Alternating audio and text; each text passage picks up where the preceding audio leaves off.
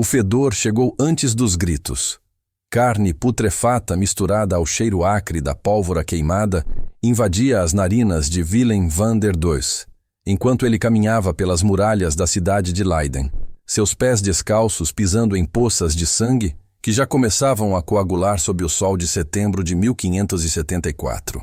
Tinha apenas 62 metros de altura, ombros largos de quem trabalhou a vida inteira carregando sacos de farinha, mas seus olhos azuis brilhavam com uma determinação que contrastava brutalmente com a cena de devastação ao seu redor. Há 5 meses, 60.000 soldados espanhóis cercavam completamente sua cidade natal. 5 meses sem uma única carroça de suprimentos, sem uma única mensagem do mundo exterior, sem uma única esperança razoável de sobrevivência. Leiden estava morrendo de fome, não metaforicamente, literalmente. As pessoas comiam gatos, cachorros, ratos, couro fervido, até mesmo a casca das árvores já havia sido raspada e consumida. As crianças caminhavam pelas ruas com rostos cadavéricos, seus ventres inchados pela desnutrição, enquanto os adultos simplesmente desabavam onde estavam e nunca mais se levantavam. Willem contou 17 corpos apenas na rua principal naquela manhã. Na semana anterior, foram 43. O padrão era claro. Em 15 dias, talvez 20, não haveria mais ninguém vivo dentro das muralhas de Leiden para contar essa história. O cerco havia começado como uma operação militar rotineira para os padrões do século XVI. O Duque de Alba, comandante das forças espanholas nos Países Baixos, precisava sufocar mais uma rebelião protestante. Leiden era estratégica, mas não invencível. Uma cidade de 25.000 habitantes, cercada por campos planos e canais navegáveis, deveria capitular em questão de semanas, quando cortada do mundo exterior. O que o duque não esperava era a teimosia quase suicida dos habitantes locais, que preferiram comer o couro de seus próprios sapatos a se render ao domínio católico espanhol. Willem conhecia cada pedra daquelas muralhas. Havia nascido ali em 1534, filho de um padeiro, e passara 40 anos de sua vida vendo o mesmo horizonte todos os dias. Mas naquela manhã de setembro, enquanto observava as bandeiras vermelhas e douradas dos acampamentos inimigos se estendendo até onde a vista alcançava, uma ideia começou a se formar em sua mente. Uma ideia tão absurda, tão impossível, que inicialmente ele mesmo a descartou como delírio da fome. Os espanhóis haviam escolhido cercar Leiden justamente porque a geografia tornava impossível qualquer tentativa de fuga ou resgate. A cidade ficava em uma região baixa, plana, cortada por uma rede complexa de canais e diques que drenam as águas do Mar do Norte. Era literalmente uma ilha artificial mantida seca por um sistema de engenharia hidráulica centenário. E se, em vez de lutar contra a geografia, eles a transformassem em sua arma? A ideia que surgiu na mente de Willem van der Does naquela manhã ensolarada de setembro era tecnicamente possível, mas humanamente insana. Os holandeses controlavam não apenas os diques ao redor de Leiden, mas toda uma rede de comportas, canais e reservatórios que se estendia por quilômetros em direção ao mar. Se eles destruíssem os diques principais, se abrissem todas as comportas simultaneamente, se redirecionassem o fluxo de 3 rios diferentes para a mesma direção, conseguiriam inundar artificialmente toda a região ao redor da cidade.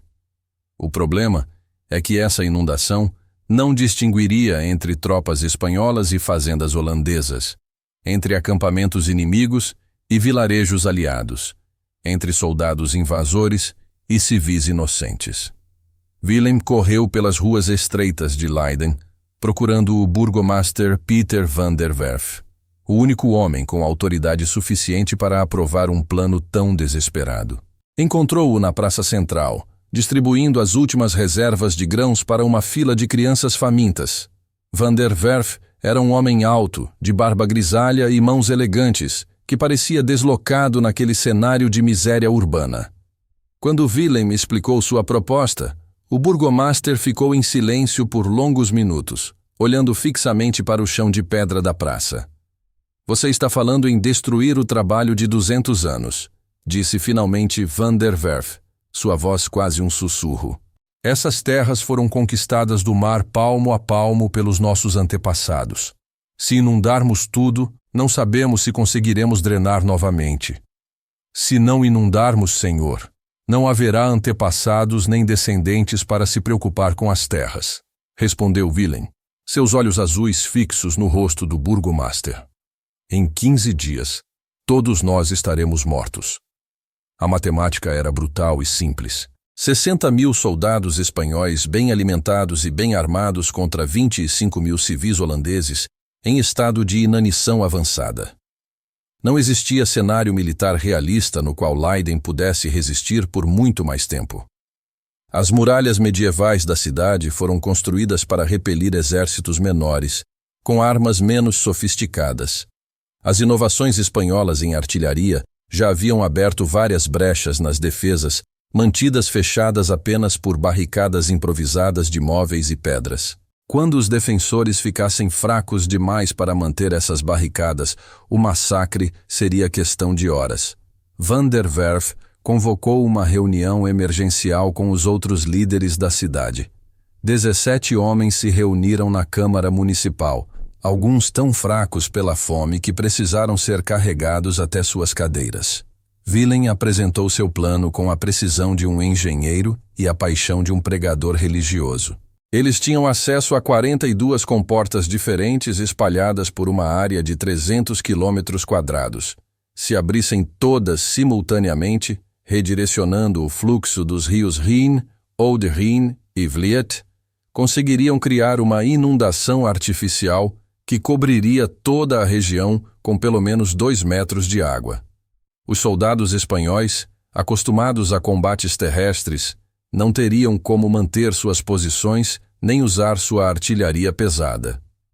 E os navios de guerra holandeses? Perguntou um dos conselheiros, um homem magro chamado Johannes Fruitiers, que já havia perdido 2 filhos durante o cerco. Exatamente, respondeu Willem, seus olhos brilhando com uma excitação quase maníaca. Com 2 metros de água cobrindo os campos, nossos navios poderão navegar diretamente até aqui. Transformaremos um cerco terrestre em uma batalha naval, e ninguém conhece essas águas melhor que nós. O silêncio na Câmara Municipal durou quase 10 minutos. 17 homens contemplando uma decisão que poderia salvar sua cidade ou destruir permanentemente toda a região. Finalmente, Van der Werf se levantou, suas pernas trêmulas pelo cansaço e pela tensão. Quantos homens você precisa? Perguntou ao Willem. 250. Para operar todas as comportas simultaneamente antes que os espanhóis percebam o que estamos fazendo. E quanto tempo temos depois de abrir as comportas? 6 horas. Talvez 8, se tivermos sorte com as marés. Van der Werf olhou pela janela da Câmara Municipal, observando as bandeiras inimigas tremulando na distância. Uma decisão que deveria ser tomada por generais e almirantes, por especialistas em engenharia hidráulica e estratégia militar, estava sendo discutida por padeiros, comerciantes e artesãos desesperados pela fome. Mas não havia generais disponíveis, não havia especialistas, havia apenas eles, e o tempo se esgotando inexoravelmente. Façam, disse finalmente. Que Deus nos perdoe, mas façam. A operação começou na madrugada de 3 de outubro de 1574. 250 homens se espalharam silenciosamente pela região, cada grupo responsável por um conjunto específico de comportas e diques. Willem coordenava tudo a partir de um moinho de vento abandonado, usando um sistema de sinais com lanternas que havia criado especificamente para aquela noite. O código era simples. Uma lanterna significava posição alcançada. 2 lanternas significavam comporta localizada, 3 lanternas significavam pronto para abrir. O silêncio da madrugada era quebrado apenas pelo som distante dos guardas espanhóis conversando em seus acampamentos. 60.000 homens dormindo tranquilamente, convencidos de que a vitória era apenas uma questão de tempo. Seus comandantes haviam calculado que Leiden capitularia em no máximo 10 dias. Os relatórios de reconhecimento indicavam que a população civil, estava visivelmente desnutrida, que não havia sinais de atividade militar significativa nas muralhas, que a resistência estava claramente desmoronando. Era um cerco modelo, executado com a precisão militar pela qual o Império Espanhol era famoso em toda a Europa. Às 4 da manhã, todas as posições haviam sinalizado pronto para abrir. Willem subiu ao topo do moinho, uma estrutura de madeira de 15 metros de altura que lhe permitia ver toda a região circundante. As lanternas piscavam como estrelas terrestres espalhadas pela paisagem escura. Cada ponto de luz representava um grupo de homens holandeses famintos, desesperados, prestes a executar um dos atos de sabotagem mais audaciosos da história militar europeia. Às 5 da manhã em ponto, Willem acendeu uma grande fogueira no topo do moinho. O sinal final. Em questão de minutos, dezenas de comportas foram abertas simultaneamente em toda a região. O som foi indescritível. Imagine o rugido de 40 cachoeiras iniciando ao mesmo tempo, multiplicado pelo eco dos ventos que varrem os campos planos da Holanda. O barulho foi tão intenso que acordou soldados espanhóis a mais de 5 quilômetros de distância. A água chegou como uma parede líquida de 2 metros de altura, avançando pelos campos a uma velocidade de 15 km por hora. Os primeiros acampamentos espanhóis foram surpreendidos ainda organizando seus equipamentos matinais. Soldados veteranos que haviam lutado em dezenas de batalhas terrestres se viram subitamente lutando por suas vidas contra uma enchente artificial que transformou campos secos em um mar interior temporário. O caos foi absoluto. Cavalos relinchando em pânico, soldados tentando salvar armamentos e suprimentos, oficiais gritando ordens que ninguém conseguia ouvir por causa do rugido da água. A artilharia pesada espanhola, aquelas peças magistralmente posicionadas para bombardear as muralhas de Leiden, simplesmente desapareceu sob as águas turbulentas. Canhões que pesavam toneladas e haviam levado semanas para serem transportados e posicionados se tornaram sucata submersa em questão de minutos. Mas Willem sabia que abrir as comportas era apenas o primeiro passo. Enquanto os soldados espanhóis lutavam para reorganizar suas forças em terreno alagado, ele precisava coordenar a chegada da frota de socorro holandesa. 12 navios de guerra e 40 embarcações menores estavam ancorados no Mar do Norte, aguardando o sinal para navegar pelos canais artificialmente inundados até Leiden. O problema é que esses navios precisariam navegar através de águas que nunca antes foram navegáveis, usando mapas improvisados, evitando estruturas submersas e, ainda por cima, enfrentando a resistência das tropas espanholas que conseguiram se reagrupar. Do alto do moinho, Willem podia ver toda a extensão do seu plano se desenrolando como um mapa vivo. As águas continuavam subindo, transformando fazendas em ilhas temporárias, estradas em canais, colinas em pequenos arquipélagos. Os acampamentos espanhóis haviam se tornado pontos isolados de atividade desesperada, com soldados construindo jangadas improvisadas e tentando salvar o que podiam de seus equipamentos. Alguns grupos tentaram se reagrupar em terrenos mais elevados, mas descobriram que esses terrenos agora eram completamente cercados por água, transformando-os em prisioneiros de sua própria posição geográfica. Às 7 da manhã, as primeiras velas holandesas apareceram no horizonte. A frota de socorro navegava cautelosamente através dos campos inundados, seus capitães usando bússolas e intuição para evitar celeiros submersos e cercas invisíveis. O comandante da frota, Almirante Boisot, havia inicialmente considerado o plano de Willem como fantasia desesperada, mas agora se via navegando através de terras que conhecia desde a infância, vendo fazendas familiares submersas e estradas transformadas em canais navegáveis. A batalha que se seguiu não se pareceu com nada que os manuais militares da época descreviam. Soldados espanhóis tentando usar arcabuzes em embarcações improvisadas, enfrentando marinheiros holandeses que conheciam cada corrente, cada obstáculo submerso, cada vantagem que as águas locais ofereciam. O combate naval se espalhou por uma área de mais de 100 quilômetros quadrados, com dezenas de pequenas batalhas simultâneas acontecendo entre ilhas temporárias e canais artificiais. Mas a verdadeira genialidade do plano de Willem não estava na tática militar, estava na logística. Os navios de socorro não traziam apenas soldados e armamentos, traziam comida, toneladas de grãos, carne salgada, queijos, cerveja, tudo o que Leiden havia sido privada durante 5 meses de cerco. Enquanto a batalha naval se desenrolava nos campos inundados, os primeiros suprimentos chegaram às muralhas da cidade, carregados por barcos que navegaram através de terras que eram campos de trigo na semana anterior. Wilhelm desceu do moinho às 9 da manhã e caminhou pelas ruas de Leiden pela primeira vez em meses, sem ouvir o som de crianças chorando de fome. As pessoas emergiam de suas casas como fantasmas ganhando vida, seus rostos cadavéricos iluminados por uma esperança que haviam esquecido como sentir. Na praça central, marinheiros holandeses distribuíam pão fresco para multidões que se ajoelhavam e choravam ao tocar comida de verdade depois de tantas semanas comendo couro e cascas de árvore. A inundação durou 3 dias completos. Quando as águas finalmente começaram a baixar, os campos ao redor de Leiden revelaram uma paisagem completamente transformada. Os acampamentos espanhóis haviam simplesmente desaparecido. 60.000 soldados, a maior força militar que a Espanha já havia deployado nos Países Baixos, foram forçados a se retirar ou se dispersar. Milhares de peças de equipamento militar, incluindo artilharia que havia levado meses para ser transportada desde a Espanha, estavam enterradas na lama ou completamente inutilizadas pela água. O impacto estratégico foi imediato e devastador para os planos imperiais espanhóis.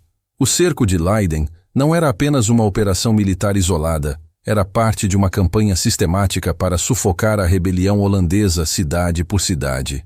A perda de uma força tão massiva, destruída não por superior tática militar, mas por uma manipulação audaciosa da própria geografia, forçou Madrid a reconsiderar completamente sua estratégia nos Países Baixos. Mais importante ainda, a defesa de Leiden se tornou um símbolo poderoso para outros movimentos de resistência em toda a Europa. A notícia de que uma cidade de comerciantes e artesãos havia derrotado o exército mais poderoso do mundo usando engenharia hidráulica se espalhou rapidamente através das redes de comunicação da época. Panfletos descrevendo a inundação milagrosa circularam em francês, alemão, italiano e inglês, inspirando movimentos de resistência desde a Escócia até a Itália. Willem van der Does morreu em 1588, aos 54 anos, ainda vivendo na mesma rua estreita de Leiden, onde havia nascido. Mas sua ideia impossível havia desencadeado uma série de consequências que transformaram permanentemente o equilíbrio de poder na Europa. A República Holandesa, nascida da resistência bem-sucedida ao domínio espanhol, se tornaria uma das maiores potências navais e comerciais do mundo nos séculos seguintes. A técnica da inundação defensiva foi posteriormente adotada e refinada por engenheiros militares em toda a Europa. Durante as guerras napoleônicas, os russos usaram táticas similares para atrasar o avanço francês, inundando vastas áreas de território para criar obstáculos logísticos impossíveis. Na Segunda Guerra Mundial, tanto alemães quanto holandeses voltaram a usar inundações artificiais como estratégia defensiva. Hoje, quando você voa sobre a Holanda e vê aquela paisagem impossível de campos perfeitamente geométricos cercados por canais retilíneos, você está vendo o resultado de séculos de engenharia hidráulica que começou com homens desesperados abrindo comportas na madrugada para salvar sua cidade da fome. A ideia de que a água poderia ser uma arma, de que a geografia poderia ser artificialmente manipulada para fins militares, transformou não apenas a arte da guerra, mas a própria relação entre civilização e natureza. Um homem de 1,62 metros, com ombros de padeiro e olhos de visionário, havia literalmente mudado o curso da história europeia, abrindo algumas comportas no momento certo.